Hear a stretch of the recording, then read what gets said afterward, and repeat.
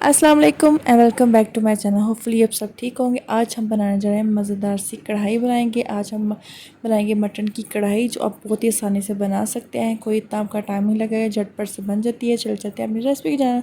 जिसमें हमारे सबसे पहले आपने एक प्रेशर कुकर ले लेना है, ठीक है। उसके बाद आपने इसमें शामिल कर लेना है, मैं यहाँ पर ले रही हूँ 1 किलो के करीब मैंने यहाँ पर लिया है मटन, जिसकी मैंने नॉर्मल साइज़ की जो बोटियाँ कर ली हुई हैं वो हम इसमें शामिल कर लेंगे।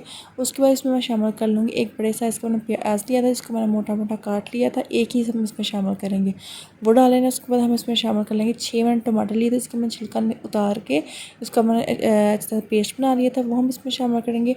और टोटल आपने 1.5 गिलास के करीब इसमें पानी शामिल करना है, क्योंकि हमने इसे देना है 15 मिनट प्रेशर, इसलिए इसको 1.5 गिलास पानी में ये हो जाएगा अच्छी तरह सेट।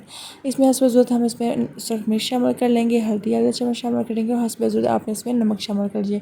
ये तीनों चीज़ें डालने के बाद आपने इसको अच्छी तरह से बंद कर देना है। इसको 15 मिनट आपने टाइम देना है। 15 मिनट आपने इसको प्रेशर देंगे तो आपका अच्छी तरह से गोश्त मतलब कितना अच्छा गल जाना चाहिए कि जो बोटी है ना वो टूट जाए आसानी से, इतना आपने गला लेना है, ठीक है। मेरा तो 15 मिनट के अंदर अच्छी तरह से परफेक्ट गल जाना था, इसलिए मैंने इसको 15 मिनट दिए थे। अब 15 मिनट हो चुके हैं, तो अब इसको मैं ओपन करके चेक कर लेती हूँ। माशाल्लाह से देखते हैं पानी भी बहुत ही कम है, नीचे में हल्का सा फ्लेम ऑन किया हुआ था, तो पानी इसमें अभी है तो, लेकिन आपने इसको सुखाना नहीं है। इसको हम साइड पे कर लेते हैं और अब लेते हैं एक प्यारी सी कढ़ाई।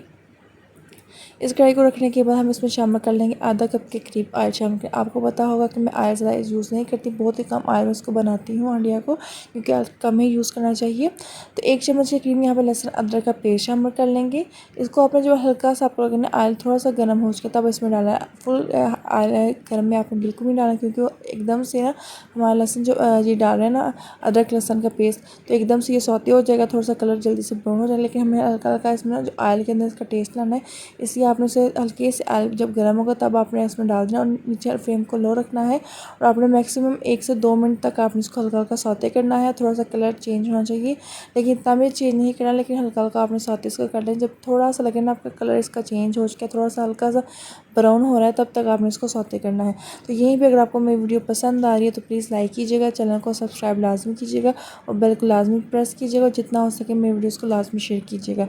अच्छा, यहाँ पे देख सकते हैं इसको मैक्सिमम मैंने 2 मिनट तक इसको मैंने सौते किया था, क्योंकि एकदम से जब ऑयल में हम डाल देते हैं तो वो एकदम से कलर आ जाता है, लेकिन हमें एकदम से कलर बिल्कुल भी नहीं चाहिए, इसलिए हम इसको मैंने 2 मिनट के लिए देख सकते हैं कलर की। अभी हल्का सा देख सकते हैं आप कलर यहाँ पे चेंज हो चुका था, गोल्डन सा हल्का सा कलर आया था। अब जो मैंने रखा हुआ था, मैंने प्रेशर कुकर में किया था मैंने गोश्त को अच्छी तरह से गला लिया हुआ था ना, तो ये इसको मैं इसमें शामिल कर लूँगी।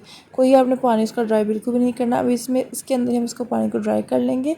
अच्छा, आपने इसको अच्छी तरह से मिक्स कर लेना है। करने के बाद आपने इसको कवर कर देना, और फ्लेम नीचे नॉर्मल रखना है, हाई बिल्कुल भी नहीं रखना है। तो मेरा जो गोश्त है इतना अच्छा गल चुका था कि इसकी बोटी लैदा हो, इसलिए एंड पे आपको मैं दिखाऊँगी। अभी इसको गलने के लिए मज़ीद इसको मैंने गलने के लिए रख देते, ताकि ये अच्छी तरह से ये गल जाए। तो इसको मैंने कवर कर दिया था। मैक्सिमम 5 मिनट के अंदर ये सारा पानी ड्राई हो गया था, क्योंकि नॉर्मल फ्लेम था, ज़्यादा हाई नहीं था और ना ही मीडियम था, मतलब कि लो भी नहीं था, नॉर्मल पे था। तो ये जैसे कितना अच्छा हमारी पानी सा ड्राई हो चुका है, ऑयल भी साइड पे आ चुका था। तो अब इसी स्टेज पे मैंने इसमें शामिल कर लेती हूँ 1 कप लिया था मैंने दही, जिसको मैं अच्छी तरह से बीट के लिए, जैसे क्रीम तरह दही होता है उस तरह का दही होना चाहिए आपका। तो मैंने 1 कप दही लेके उसको अच्छी तरह से बीट किया था, उसको अच्छी तरह से उसमें कोई भी लम्स वगैरह बिल्कुल भी नहीं थे, अच्छी तरह से क्रीम भी बन चुका था।